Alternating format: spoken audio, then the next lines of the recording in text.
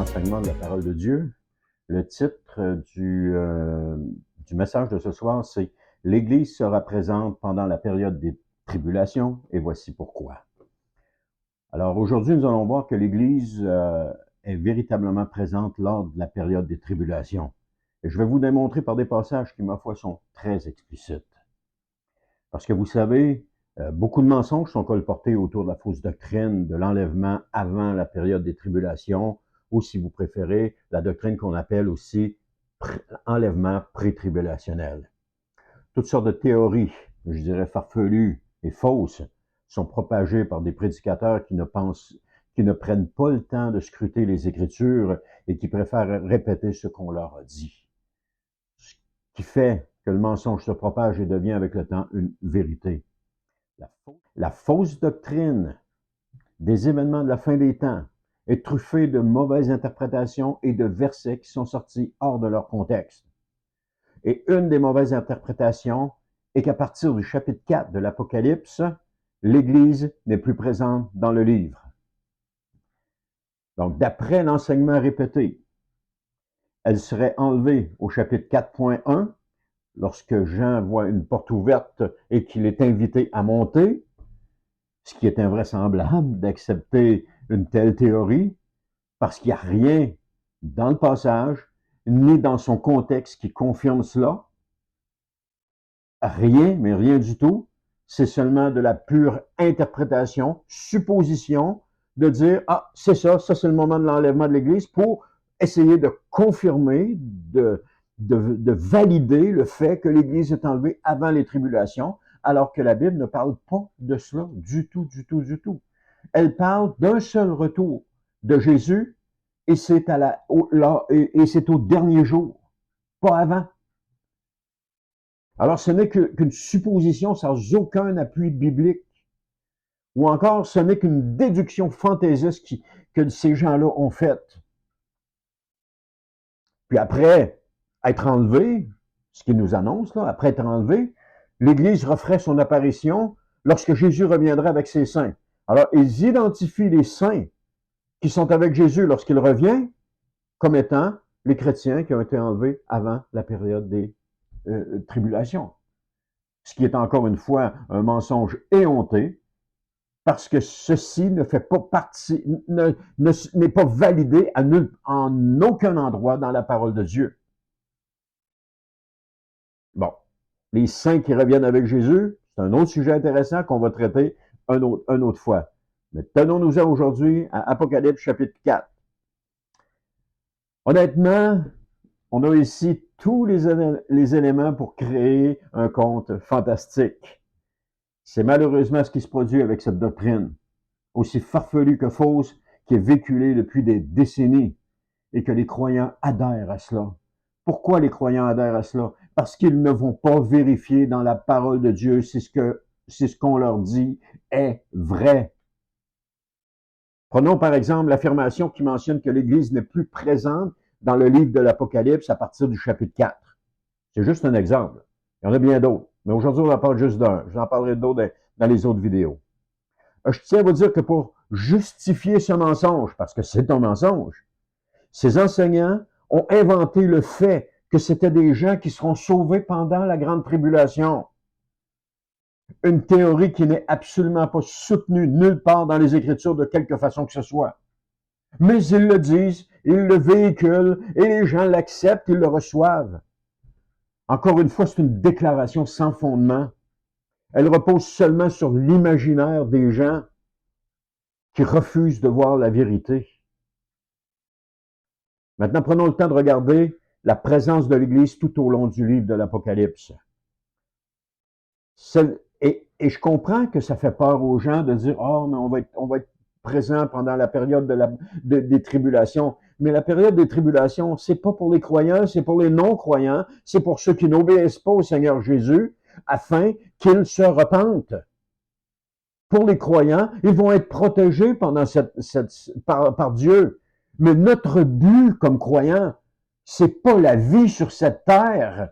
Notre but comme croyants, c'est la promesse de la vie éternelle que le Seigneur Jésus nous a donnée. C'est ça le but du croyant. La vie sur cette terre, la chair, on n'a rien à faire avec ça. Nous sommes maintenant citoyens du royaume des cieux et notre espérance est dans le retour de Jésus qui va nous permettre, au dernier jour, qui va nous permettre d'entrer dans la vie éternelle et de passer l'éternité avec lui. C'est là qu'est notre espérance, pas dans les choses de ce monde. J'ai dit à mon église il y a quelque temps, la mort n'est pas une défaite. La mort est une apparence de défaite. Mais en réalité, la mort est une victoire. Parce que le jour où les chrétiens vont être ressuscités, ça va être un acte de défaite majeure pour le diable. Pensant avoir détruit les chrétiens, puis qu'il n'y a plus rien à faire avec eux, le jour où Jésus va les ressusciter, au dernier jour, lorsqu'il va revenir, ça va être une déclaration de victoire. Et c'est ça qu'il faut regarder. Regardons maintenant la présence des chrétiens tout au long du livre de l'Apocalypse. Il est mentionné 13 fois après le chapitre 4 que les chrétiens sont présents dans le livre de l'Apocalypse. Eux nous disent que l'Église n'apparaît plus après le 4e chapitre. C'est une demi-vérité.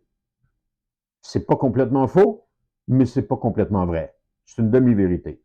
Il est vrai que le mot Église n'apparaît plus. Je pense qu'on le retrouve, je n'ai pas vérifié, mais je pense qu'on le retrouve au chapitre 21 ou 22, quelque chose de même.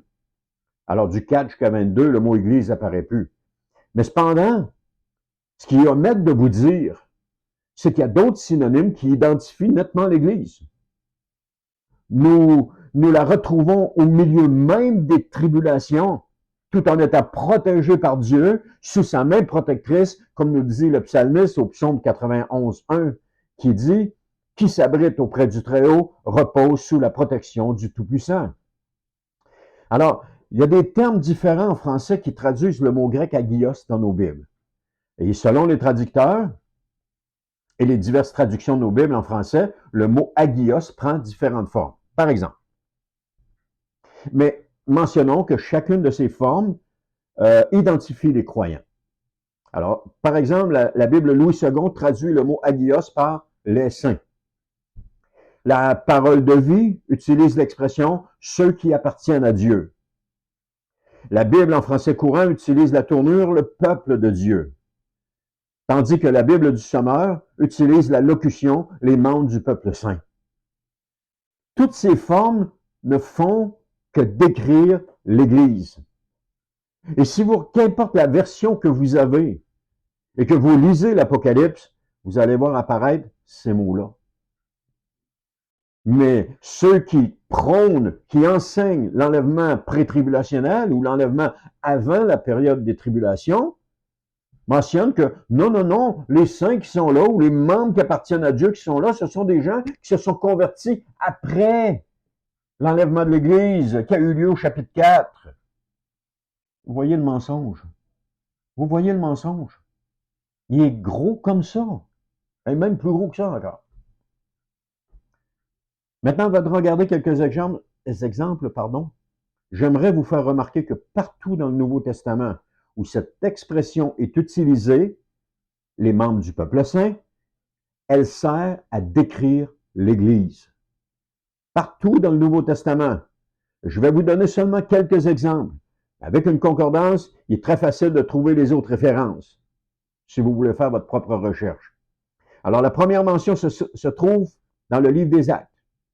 Ça nous dit en Acte 9:32, Pierre, qui parcourait tout le pays, passa aussi chez les membres du peuple saint qui habitaient à Lydia.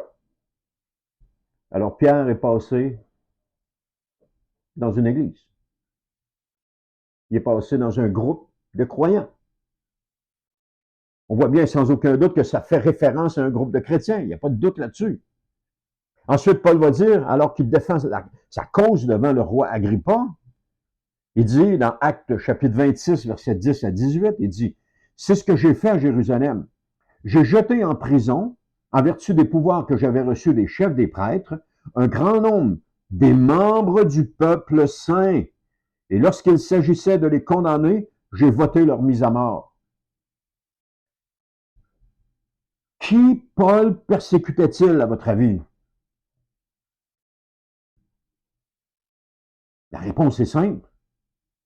Des chrétiens.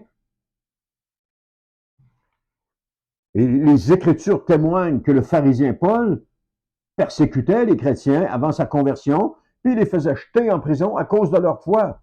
Et non seulement cela, il votait pour leur mise à mort.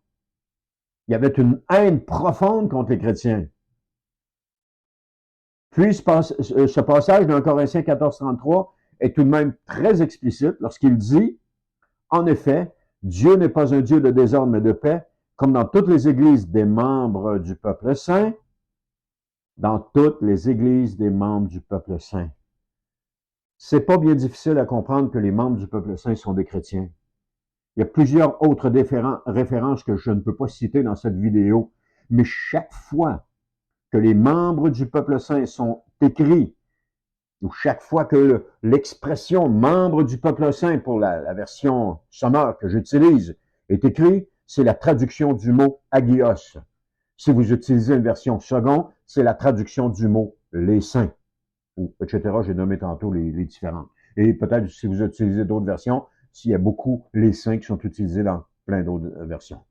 Alors, celui-ci apparaît au bas mot 31 fois du livre des Actes jusqu'au livre de Philémon. Et 13 fois du chapitre 5 au chapitre 20 de l'Apocalypse. Ça veut dire 5 à 20, c'est 15 chapitres. 13 fois, ça veut dire presque une fois par chapitre. Et on nous dit que l'Église, les croyants, ne sont pas présents dans l'Apocalypse. C'est aberrant. Aberrant. Et chaque fois que le mot est mentionné ou l'expression est mentionnée, ça fait référence aux chrétiens. Chaque fois. Maintenant, la question que je pose est que si chaque fois qu'il apparaît dans le Nouveau Testament qui fait référence aux chrétiens, pourquoi ce serait différent dans le livre de l'Apocalypse? Pourquoi dans le livre de l'Apocalypse, tout à coup, ce serait ceux qui sont nés de nouveau après l'enlèvement de l'Église? C'est de la foutaise. C'est du gros n'importe quoi. Et il est temps, frères et sœurs, d'ouvrir nos yeux, puis de regarder la vérité en face, puis d'arrêter de se cacher derrière ce mensonge éhonté qui est la doctrine de l'enlèvement prétribulationnel. Alors que la Bible dit le contraire. La Bible dit complètement le contraire. Cette simple mention de ce fait vient détruire toute la théorie de l'enlèvement de l'Église avant la période des tribulations. Parce que si quelqu'un ment à un endroit, comment est-ce qu'on peut lui faire confiance pour le reste de son discours? C'est pas compliqué, hein? Si quelqu'un ment à un endroit, ben c'est plus possible de lui faire confiance pour le reste de son discours. Alors tous ceux qui enseignent l'enlèvement prétribulationnel sont confrontés avec ils sont en train de raconter des mensonges aux croyants. Ils sont en train de mentir aux croyants. Et ça, c'est pas n'importe quoi. C'est pas une petite affaire. C'est à peine croyable de fermer les yeux sur une telle évidence, puis d'affirmer que l'Église est plus présente à partir du chapitre 4. Plus encore, de créer de toutes pièces une théorie pour justifier un concept qui est totalement faux. Et je parle du concept de l'enlèvement de l'Église avant la période des tribulations.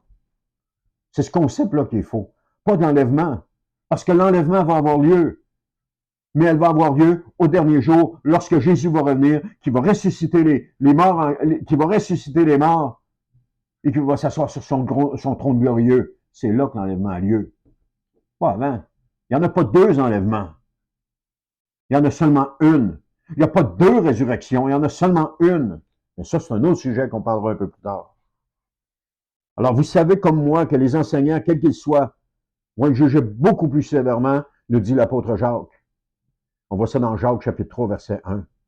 Donc, la référence à l'Église dans l'Apocalypse apparaît au chapitre, je vais vous donner les chapitres, chapitre 5, verset 8, chapitre 8, verset 3 à 4, chapitre 11, verset 18, chapitre 13, verset 7, chapitre 13, verset 10, chapitre 14, verset 12, chapitre 16, verset 6, chapitre 17, verset 6, chapitre 18, verset 20, chapitre 18, verset 24, chapitre 19, verset 8 et chapitre 20, verset 9. Je vais prendre seulement 3 références et vous pourrez aller vérifier le reste. Je les ai pris comme ça. Je n'ai pas cherché à manipuler quoi que ce soit ou qui que ce soit. Je les ai pris comme ça et je les ai mis là. Maintenant, allez vérifier. Je dis toujours à mon église, allez vérifier. Faites-moi pas confiance. Parce que ça peut arriver que je vous dise des enneries. Vérifiez. Puis si vous apercevez que je vous ai dit une ennerie, venez me le dire. Mais vérifiez. On dit vérifier. Allez pas juste lire le verset. Allez voir le contexte du verset. Parce que c'est lui qui est révélateur. Parce que c'est le verset. Parce que c'est facile de prendre un verset, de le sortir de son contexte, de l'appliquer à un endroit, puis de dire, regarde, tu vois, c'est ce que la Bible dit. Mais le verset est sorti de son contexte, alors c'est pas ce que la Bible dit. Allez voir le contexte, c'est très important. D'ailleurs, à la fin de cet article, je vais mettre toutes les références du Nouveau Testament, incluant l'Apocalypse dans les commentaires par rapport au mot Hagios ou les membres du peuple saint. Alors d'abord, regardons ce passage. Il, en parlant de la bête, lui fut même permis de faire la guerre aux membres du peuple saint et de les vaincre. Elle reçut autorité sur tout peuple, toute tribu, toute langue et toute nation. Apocalypse 13, 7.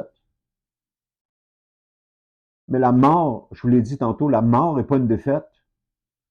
La mort est une apparence de défaite.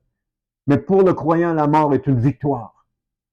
Parce que le jour où Christ va le ressusciter, le dernier jour, ça va être la démonstration de la victoire. Exactement comme Christ sur la croix, après qu'il a été mis au tombeau, sur la croix, tout avait l'air d'une défaite. Mais lorsqu'il est ressuscité, c'était plus la même chose. C'était la victoire. Alors, lorsque je parle de la présence de l'Église pendant la période des tribulations, on voit que ça, c'en est un bon exemple.